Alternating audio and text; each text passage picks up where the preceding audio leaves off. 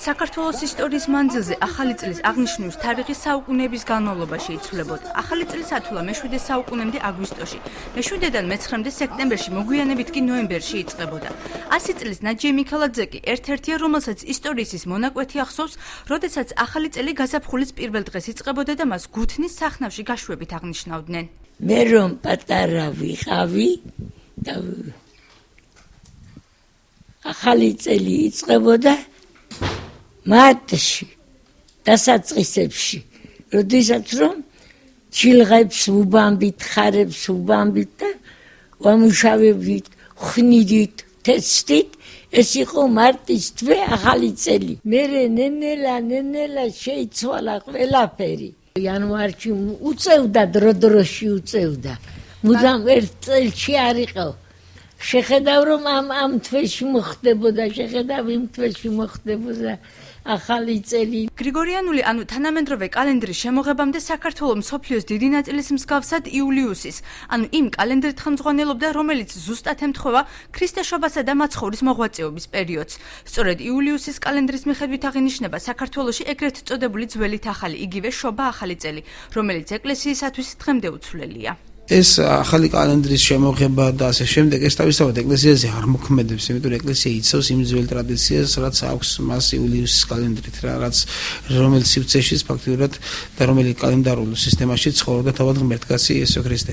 აღინიშნება შობა 7 იანვარი და თავისთავად შობის შემდეგ ახალი წელი, მაგრამ ახალი წელს უკვე აღარ აქვს ისეთი დიდი სიხარული, იმიტომ რომ შობას უფრო დიდი სიხარული ახლავს და დიდი აღმატებული სიხარულია და ამიტომ ძველით ახალი წელი არის საშობაო სიხარულის გაგრძელება. 1582 წელს რომის პაპის გრიგოლ მე-13-ის მიერ შედგენილი გრიგორიანული კალენდარი, რომლის მიხედვითაც 4 ოქტომბრიდან 15 ოქტომბრამდე პერიოდი სათვალავიდან ამოიღეს, საქართველოში 1918 წელს მენშევიკების მოსვლასთან ერთად შემოიღეს.